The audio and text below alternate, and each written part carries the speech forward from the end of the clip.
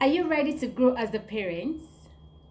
Are you willing to apply grace and the golden rule to your parenting efforts? Or are you ready to pattern after the only perfect parent, God Himself? If yes, please stick with me as we look further into some godly tips for raising accurate and balanced children in our world today.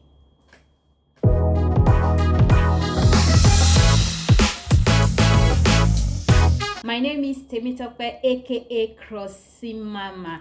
A very warm welcome to you if you are new to this space. Here we talk about life and living life as God would have us live. And to my returning subscribers, thank you so much for your support. Thank you so much for your love. I appreciate you all. Do well to subscribe, like my videos, share my videos, and also drop your comments and thoughts so we can make the discussions here as interactive as possible. Also, don't forget to click on the notification bell so you can be among the first people to know when videos are uploaded. All right, so in my last video, I spoke about some tips for godly parenting, how to raise children in our generation today. I'm going to be dropping the link just in case you missed the video in the description box. Do well to check it out and be updated on this subject matter. Today we are going to be talking about love and discipline. Love and discipline. Love and discipline are both necessary in parenting, godly parenting especially. They both work hand in hand. Either love without discipline or discipline without love will ruin a child. All right, discipline without love will bring about a child that is hostile, a child that is resentful. Love without discipline, on the other hand, will bring about a spoilt child. All right, it will result into a spoilt child. God has shown us love by giving us His only Son, by sending forth His only Son to die for us. Okay, and if we look around in the world today, the closest kind of love to God's love is the parent's love. I will explain this. You know, there is no how you can love God as much as God loves us, and that is the same thing that is applicable to parents' love. Parents love their children. Parents love their children in-depthly. There's no way a child can love his parent as much as a parent loves the child. So God has placed this love in the hearts of parents so they can show it to children, so they can teach and model and mirror this love to the children He has blessed us with. Parents child relationship is just like a garden, right? It's like a garden that needs to be nurtured with steadfast love, and that's the love we're talking about today. Children thrive on love, like they thrive when you love them. And just like every other parental training we do by example, we also display love. We also show love by example, and it starts with the parents. It starts with the parents loving each other. Children derive so much security when they see that their parents love each other and are truly and genuinely in love. They feel safe, they feel secure. There's nothing more healthy for a child. There's nothing more healthy for a child than to see his parents loving each other, than to see that his parents love each other so much. And that's the kind of atmosphere that we need to raise these children in. The love has to start with the parents. Wives, love your husband. Husband, love your wife. That's what these children can thrive on. As we mirror this steadfast love of God to these children, our desire is that these children will grow up. They will grow up to have their own intelligent faith, to love God, in response to who he is to them, in response to his love to them, not based on tradition, not based on religion. How then do we show this love to these children? How do we present this love to these children, aside loving each other as parents, as couple in the home? One, we have to tell them, we have to speak about this love. We have to show this love to them, touching, hugging, kisses, just say it. Tell them how much you love them. Words of mouth. When they keep hearing this thing, they are reassured of the love. When they keep hearing it, they are reassured of the love we have for them. So we have to keep saying it, keep telling them you love them. Talk to your child, hold your child, make them feel special.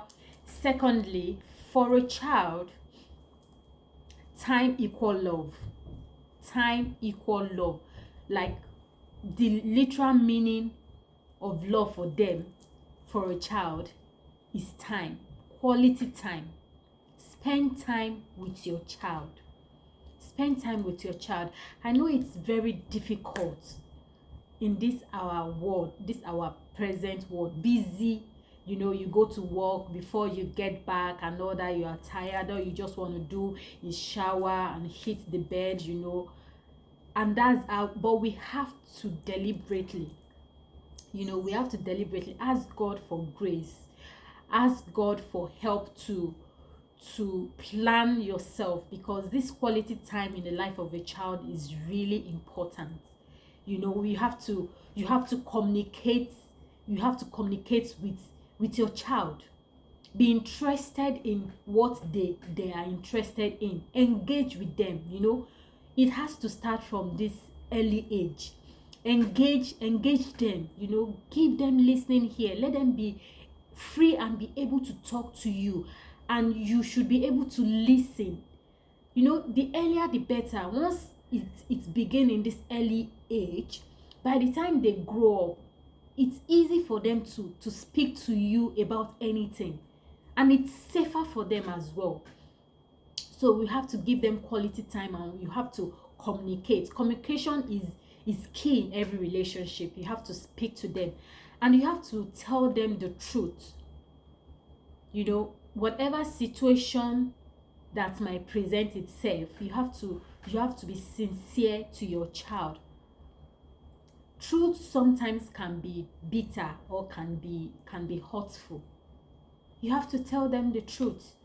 When they ask you questions, or when they make wrong choices, you have to love them enough to tell them the truth. What scripture says about decisions they're about to make or they've made. If we don't speak the truth to our children, if we don't tell them the truth, they will be more inclined to listening to lies out there. So we have to tell them the truth, make them understand that their opinion can't. Listen to them. All right. And discipline, on the other hand, discipline minus love equal hostility. All right. It's easier. Discipline is easier and more effective when a child feel more secured in an atmosphere produced by love. How easy is it for us to be concerned or to judge a child's behavior, not because of how it's revealing the heart of the child, but because of how we think it reflects us, not because of how it's going to affect the child's relationship with God, but because of how we feel or how we think is going to affect our relationship with others. Yes, children must be taught, and they must know that every action comes with its consequence.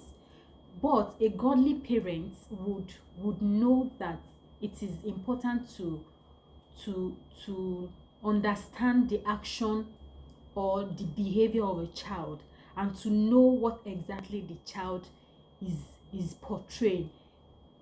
What kind of heart does the child have by an action? Is it a heart of flesh or a heart of stone? Is this action going to affect the relationship between the child and God? You know, once we establish this fact and we know that, okay, this is just pure rebellion, that's when discipline comes in. There is a great difference between immaturity and rebellion, all right?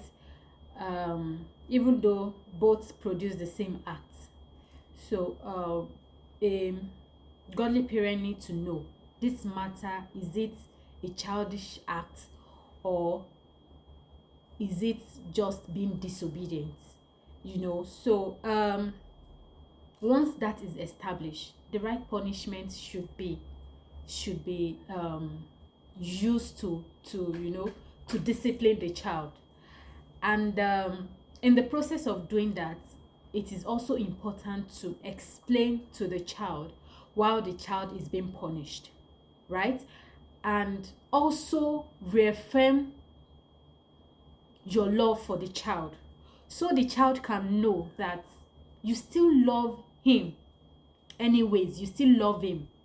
It does not change the fact that you still love him. You just don't like, or you just hate the action. It's the action we are dealing with here. We are not rejecting you as a person. That's the essence of reaffirming your love for the child at this time.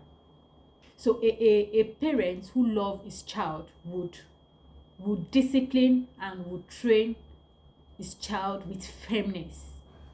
Yes, firmness. Inconsistent discipline creates frustration, insecurity. And we need to also know that threats that are not followed by action, they are worthless. And it can only create in that child an attitude of indifference and lack of respect, right? Some parents they've fallen into the trap of yelling at their child, shouting at children so they can respond.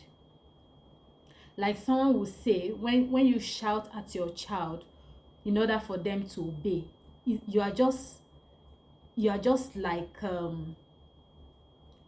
steering your car with the horn. You don't have to yell at your child. You can only yell when you're trying to get the attention of your child, maybe when they are far away. If not, your child will begin to wait until your voice is significantly loud, before they obey you. They will wait until your voice is loud before they obey. All discipline are mostly unpleasant. That's the truth. Mostly unpleasant. But at the end, it's going to yield. It's going to yield. A number of parents have found these 3 steps useful, and they've succeeded in it, right? When it comes to parenting, discipline, and all that. The first step is that they give your child a chance to obey voluntarily by making a request out of your child. Request instead of ordering your child to do something, right? That's the first step. The second step, if they don't respond, then you can now order it. You can command it, right? Command it. And please don't give them something that is more than their capacity, right? And if after this they still don't comply, that's pure disobedience. That's disobedience. And in effect, your child is asking for confrontation. And you know what that means. Please give it to them, right? Don't deny them. Give it to them so they can know that there are still boundaries, right? And these boundaries must be spelled out clearly so that the children we are trying to raise can know when they've stepped beyond the boundaries. God expects us to deal with disobedience and rebellion firmly using appropriate corrective measures. And the more consistent, the more consistently this is done, right?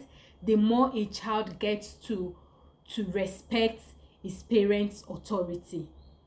And it is important that a child should learn to respect ordained authority early in life.